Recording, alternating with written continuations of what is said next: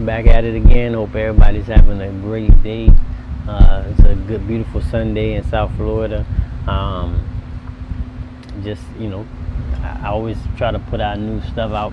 Things are always going through my head. I'm pretty sure everybody out there's just like me. You know what I mean? You got things going through your head, things you want to say. You got platforms now to be able to put it out and say it, and not get the type of kickback and certain things. Sometimes you go and people listen. You gonna put stuff out, people are not gonna like it. So I'm just doing that on my platform. You might agree, you might disagree, but I want you to just follow and let me know. Let me know how you feel. Lions don't lose sleep over the opinion of sheep. That's exactly how I feel. Kind of like what I was just talking about. CB Lifestyle Apparel. Check us out. Always have a new product coming out. Stuff that I stand by. I'm not gonna put out anything phony, anything that I don't believe in. Right? I don't care if it's trending. I don't care if it's hot. I don't care if everybody's rocking it. If everybody's talking about it. If I don't feel it, if I don't feel like it's standing for something, it's gonna help.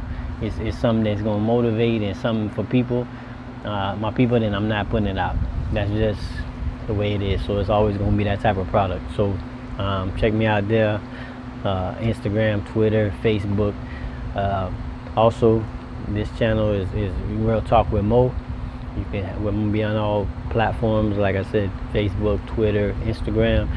Like, subscribe, comment, share. Just let me know everything, man. Let me know your feedback, what you like, what you don't like, what you hate. If you don't agree with what I'm saying, everybody's got an opinion, bro. There's a saying that goes along with that. I'm not gonna say it, but everybody's got opinions, so we all gonna have it. I try to do as much research and try to see why I think the way I think, and if I'm thinking the right way, if I should be on this side, why I'm on this side. My whole life I've been living one way just because, not even a reason, not even a thinking reason why. It's just off of one thought process, and I've been doing that. Also, the Lou and Mo podcast.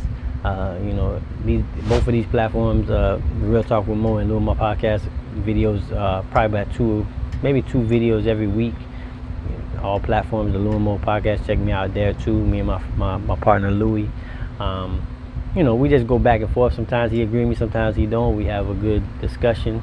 Right? There's no conflict. A lot of people get upset and angry when you're trying to have a conversation with them, and it's like, bro, just relax. Have the conversation, say your point, say your facts, right? If I don't see it your way, I just don't see it your way, and we can just part ways. It's the saying that we agree to disagree. So check me out there. CB Life Foundation, I'm trying to really get that started. I want to do a Thanksgiving or a Christmas drive. I'm trying to push that forward so I can catch those holidays, because I want to give back. That's my main purpose, giving back. But I also want to teach lessons while I'm giving back. I don't just want to I don't think handing monies out or doing things like that is fixing things, because we've been doing that and stuff is not getting fixed, it's getting worse. So I gotta have a message to go along with it too. So like I said, check me out there, follow me, like, subscribe, comment, share, all that good stuff. So let's start talking about what I wanted to speak about. Two real topics that I was just gonna talk about and kind of going through. I was watching another video of somebody, I don't remember who it was. I follow a lot of black conservatives, so like Brandon Tatum, Anthony Brian Logan. There's a bunch of other ones I follow, but I must have been one of their videos. They're talking about with mixed kids. I'm a mixed breed, mulatto, whatever you want to call us. Black and white. Mother's white, my father's black. Father's not here with me anymore. My mother's here. I love her to death. I'm going on vacation in a few weeks, so happy to go take her out with me again for my birthday. So and they were talking about that. They were kind of going into it, and because now especially in the media, mixed kids is like they there, right? And what's crazy is like my mom would tell me before that when she was with my dad, it wasn't a cool thing, right? On both sides, right? It wasn't a cool thing for white people. It wasn't a cool thing for black people, right? White people didn't like, she was dating a black person, and black women didn't like that she was dating a black man, right? So it was she was getting it. They was feeling on both sides. She told me that, the whole story. So even that, was back then. Now it's kind of cool, right? Now you see a lot of mixed biracial kids. You don't even know what they are half the time, and they biracial type of thing. So it's cool. So that's how I grew up. You know what I mean? You guys sometimes you know what I mean. I grew up in the hood most of the time. So like I was around, I'm mostly around black people. I wasn't around white people as much. Right? I had white friends though, but I wasn't as much. Right? I would say, and I was around my father's side of the family a lot. That's just where I was. There's no explanation for it, right? So I was there, and you around that time you get like you get certain things going on. Like people around they be like, man, who's that white boy or whatever. You be called a white boy. You mix, but you look light skinned. You look white. They call you white boy. Around my white friends, I didn't really get that much. I would, I think they probably even would think, I'm Puerto Rican or Arab or something like that. Now they think I'm Arab. But I didn't really get too much pushback. At the point I wasn't even really looking for it, so it didn't really bother me. Like I know other people have stories about they didn't know what side and they were confused and all that. I wasn't confused. My mother made me kind of confident in just who I am. Right? People like me or they don't like me. Right? Doesn't matter what my race is. They just gonna like me or they don't like me. And I had a lot of people that was cool with me. I have people that know me to this day. Right? That I'm just cool with. They just know me. I know them. You know what I mean? Like, I don't have any issues with that. So I never really had an issue of trying to belong to a side or a certain race, like whatever my race is. Because I love my mother and I love my father, right? And they two different races, right? It just is what it is, right? And I love my people. I love people my friends. I call my people, my family. I love them to death. So I never had that issue, right? It's an issue now because we bring it out. But to me, it was never an issue, right? It was never a problem. So, there's a lot. And nowadays, man, like I said, a lot of the mixed kids, man, they real gun-ho, right? They down for the cause. They ready to, jump in front of they saying they ready to jump in front of the bullet type of shit. You know what I mean? You got, like, I was just doing a list, like, Jesse Williams, Zendaya. Zendaya, is how you say her name, the actress. Colin Kaepernick, he's super, like, he ready to go to war. Alicia Keys is like that. Meghan Markle. Barack Obama's mixed, right? Tracy Ellis Ross, Kamala Harris is Asian and black, but she don't really talk about the Asian side that much. But or like who else? J. Cole. I don't know what it is. I don't know why we mixed kids is so gun ho on that side. Well, just to stick to one side of their race, or they claim it so much, or they push for it so much. I don't know why. I've been trying to figure it out. I think it's about acceptance. And it could have been, a lot of them wasn't even, I ain't gonna say a lot of them, because I think J. Cole was raised around that type of environment too. I want to just say it's just like, you pick a side and you just kind of go with it. You know what I mean? I don't really have an explanation for it. I was trying to think about why the guy was explaining it, and I'm a mixed kid. I just don't have an explanation for it. I think it's just acceptance. Maybe you want to be accepted, so you just push. I don't know. You know what I mean? Like, because I never felt any certain way around any certain type of people. So on my white side, on my black side, I never felt any type of animosity or like hate or anything like that. So I don't know. And I don't know if any other mixed kids, but I went to school with a lot of mixed kids too, and they gun ho too. So I just want to touch on it, just let you know like where I see that type of stuff. But I see a lot of it going on, especially with the mixed kids, mulattoes or whatever.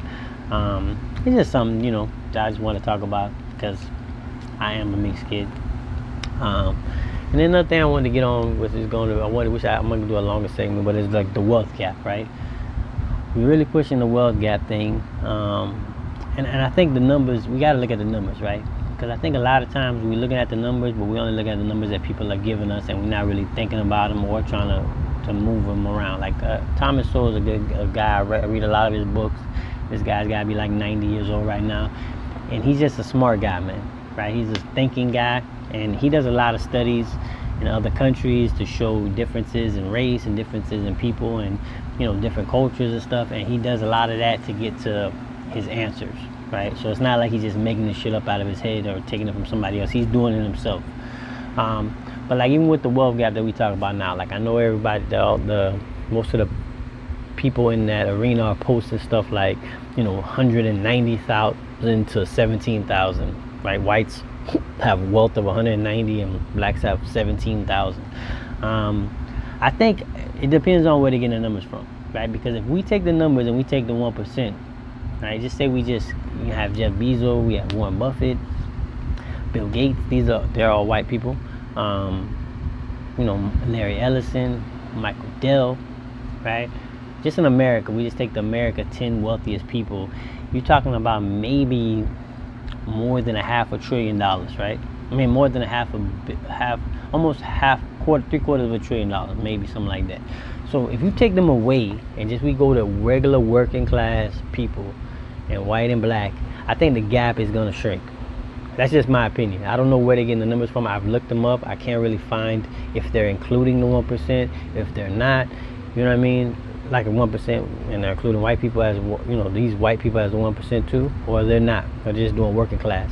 And I think that's where the friction becomes an issue, because you got a lot of working class white people that don't have that wealth that we're talking about, right? They don't have that 200,000 that they're supposed to be worth or some shit like that. But they don't have that. So then when they hear this conversation, it kind of like goes over their head and like, what are we talking about? Like, I don't have that type of money. Like, what are we talking about? Like, so that kind of I think that kind of causes friction, right? Because it's not real. It's not the truth. Right? It's the truth, but you picking numbers. You cherry picking the numbers that you want to use to make it so big. Because I think if you take away that 1%, that number drops. I think that number drops drastically, a lot. And then you're talking about a closer number.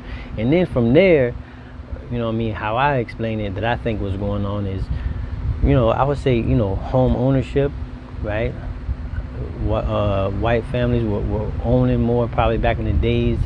And these are just guesses, but I'm just kind of giving I have evidence on some of it and not all of it, but there's just guesses like white ownership. And then I would say even 401ks and pensions, like white people had them, they had these. Like my grandfather on my mother's side, he had a pension, right? He had a house, right, at that time. So when he he sold the house eventually, but then when he sold that, whatever was left to my mother, right, which wasn't a lot because they had sold the house and they had bought a trailer, not a trailer, but in Vero, like where the old people live.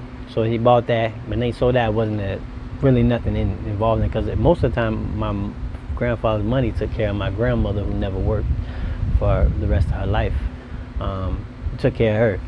So even his pension at the time was taking care of her, and whatever Social Security, because she never worked. Like I said, she didn't work since they were married. So those things made that possible, right? But that was the gap. If they stayed at that house maybe, and then they sold that house and broke it between their children, then the wealth would be different, and his pension, right? If they both died at the same time, type of thing. So I think that makes a big difference too. But that can easily be changed. I think the number would be a lot closer, and it'd be a lot more easier to explain how to bring it together. And then if you listen to Thomas Sowell, which he does studies all the time, if you really take people at the same age group, right? Just like with men and women, right? He talks about that too. But if you take race-wise, you take people, if you take a 30-year-old, married couple with one kid, and you take a white couple with one kid, and then you put them together, and they both college educated or whatever. Most of the time, the black couple family, outperforms the white family, right? Makes more money, this and that. But that's taking it because we both on the same level. The problem is we don't do that. We take the whole as a whole, and then we try to do it like that. But if you take them as the same, and not saying that they came from money or this and that, but they come out and then where they started at, where they end, you know what I mean? Then it's different. So I think you got to really look into stuff like that, man. You can't just go off of what they feeding you, because they're gonna feed you whatever their agenda is, right? These people that want to feed these agendas so they can come to businesses and tell you how not to act and how to act, they selling something. Everybody's selling, right? That's what I heard when I was in my in another business. Everybody's selling. We either buying or selling, and we people are just buying shit, man. We just buying whatever they selling. So I just want people to think more, man. I can get into a lot more detail, and I want to do a lot more of it. And just check me out on the next video.